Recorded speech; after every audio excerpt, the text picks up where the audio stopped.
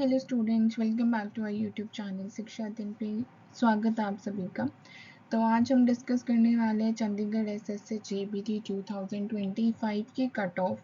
ठीक है, आप सभी एग्ज़ाम देकर आए हैं और आज हम कट ऑफ डिस्कस करेंगे कि कितनी जा सकती है कट ऑफ, क्योंकि पेपर वाकई में जो है वो टफ लेवल का था एज़ कम्पेयर टू जितने भी पीछे एग्ज़ाम हुए हैं उनसे।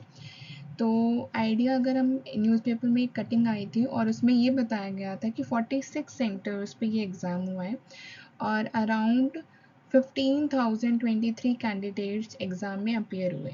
ठीक है, ये चीज़ें आपको पता भी होंगी और जिन्हें नहीं पता है तो अब पता चल जाएगी। ठीक है, नेक्स्ट, ये चीज़ें जनरल है, आपको सिर्फ पता होनी चाहिए माइंड में। अच्छा, 46 सेंटर्स पे हुआ था और 15,023 बच्चों ने एग्ज़ाम दिया था। ठीक है, नेक्स्ट, अभी हम अगर पिछले कट ऑफ को एनालाइज करें तो चंडीगढ़ जेबीटी 2023 कट ऑफ अगर हम देखें तो 396 पोस्ट थी और यूआर की बात करें तो यूआर में 179 पोस्ट थी। ठीक है, यूआर में 179 थी, ओबीसी में 94, एससी में 84 पोस्ट थी और ईडब्ल्यूएस में 39। यूआर में अगर 179 पोस्ट थी तो आपकी जो कट ऑफ है वो 96 पर गई थी, ओबीसी में 89.06, एससी में 87.41, ईडब्ल्यूएस में 87.69। ओके, नेक्स्ट, अगर हम चंडीगढ़ एसएससी इससे पहले एसएससी 2022 में हुआ था, अगर उसकी कट ऑफ की बात करें तो यूआर की 88 गई थी, ओबीसी की 80 गई थी और ईडब्ल्यूएस की 80.75 गई थी। ठीक है, और टॉपर जो उसका था उसके मार्क्स थे अराउंड 111.75। ठीक है, अगर हम 2025, ठीक है, अब की कट ऑफ की बात करें तो सिर्फ हम अनुमान लगा सकते हैं। ठीक है, आप कह सकते हैं ये सिर्फ अनुमानित कट ऑफ है। 1 सेकेंड, अनुमानित कट ऑफ है, ये सिर्फ अनुमान लगाया जा सकता है। जितने भी बच्चे एग्ज़ाम देकर आए, जिन्होंने भी जो है अपना एक्सपीरियंस शेयर किया, तो उनके हिसाब से जो अनुमानित कट ऑफ है वो यूआर की पहले तो पोस्ट देख लीजिए 111 थी, ओबीसी की पोस्ट 44 थी, एससी की पोस्ट 41 थी और ईडब्ल्यूएस की 22 थी। तो इस हिसाब से, क्योंकि देखो बच्चे हैं 15,023 और ऐसा तो नहीं है कि 101, लाइक हर पोस्ट का जो है 1.5 टाइम्स जो है वो बच्चे सेलेक्ट किए जाएंगे। ठीक है, 1.5 टाइम्स, इसके भी 1.5 टाइम्स और इसके भी 1.5 टाइम्स और इसके भी 1.5 टाइम्स बच्चों को सेलेक्ट किया जाएगा।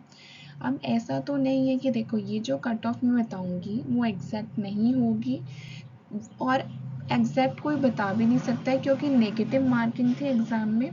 तो जब नेगेटिव मार्किंग होती है ना एग्ज़ाम में, जैसे इसमें 1/4 नेगेटिव मार्किंग थी, तो बताना मुश्किल हो जाता है, एनालाइज करना मुश्किल हो जाता है, क्योंकि वो जो पेपर देकर आते हैं ना वही बता सकते हैं कि पेपर लेवल कैसा था। तो पेपर लेवल वाकई में मुश्किल था और उस हिसाब से अगर हम बात करें तो 15,023 में से आई थिंक 111 का 1.5 टाइम्स अगर हम देखें तो 83 और 85 तक बहुत सारे, अगर आपने पिछली लिस्ट देखी हो 2023 की जिसमें सेलेक्टेड कैंडिडेट की लिस्ट आई थी, तो बहुत सारे बच्चों के 83 थे, 88 थे, 89 थे।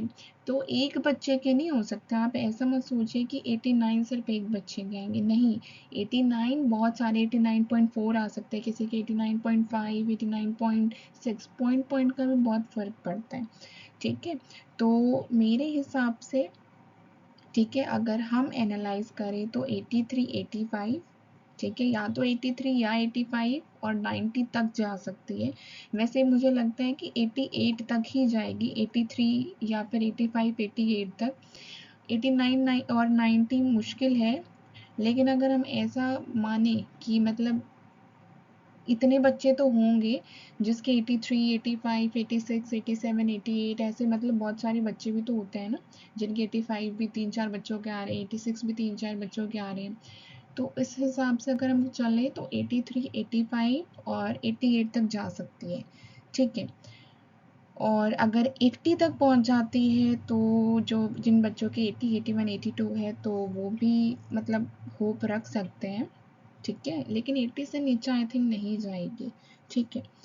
उसके बाद ओबीसी की बात करें तो आप ओबीसी की देख सकते हैं 75 या आप इसको 72 कर सकते हैं, 72 टू 75, 80 तक।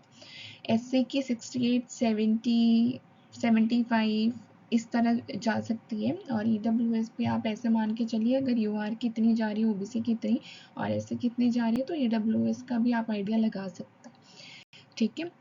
तो होप फॉर द बेस्ट और प्रिपरेशन करते रहिए, आगे बढ़ते रहिए। और जिन भी बच्चों को जैसे अभी आगे पोस्ट DSSB PRT की निकली हुई हैं, ठीक है।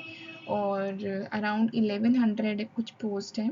और अगर आप लोग प्रिपरेशन करना चाहते हैं, अगर आप लोग चाहते हैं कि हम एक एक चीज़ें कवर करें, NIOS की चीज़ें पढ़ें, क्योंकि उसमें ना 10 ब्लॉक्स है और ज़्यादातर बच्चे ना उनको बिल्कुल डिटेल में पढ़ नहीं पाते हैं।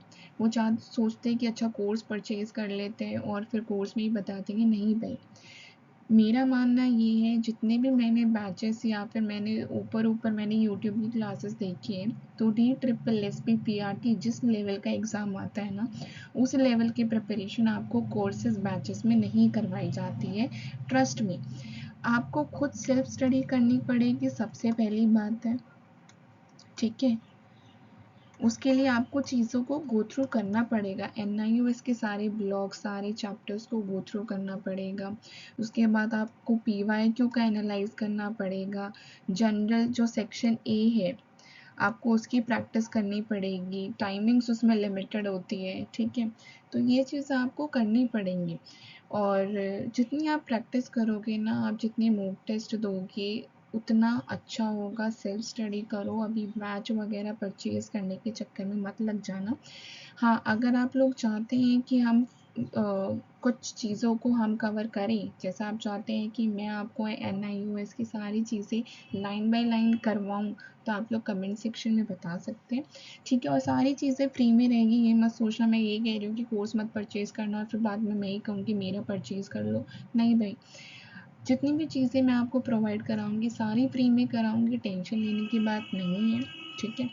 तो अगर आप लोग चाहते हैं कि सारी चीज़ें हम डे 1 से शेड्यूल और टारगेट के साथ पूरा करें, ठीक है, आपको टारगेट्स दिए जाएंगे और शेड्यूल के साथ, तो आप हमारा टेलीग्राम चैनल शिक्षा अध्ययन ज्वाइन कर सकते हैं। मैं आपको लिंक भी प्रोवाइड करा दूंगी, ठीक है। तो वो जल्दी से जल्दी ज्वाइन कर लेना और जितनी जल्दी हो सके अपना वो प्रिपरेशन शुरू कर दो, क्योंकि टाइम बहुत कम है और बहुत बच्चे कल करने वाले, बहुत कंपटीशन है उनका इसमें, ठीक है। तो मिलता है अपनी नेक्स्ट वीडियो में। Thank you, bye bye.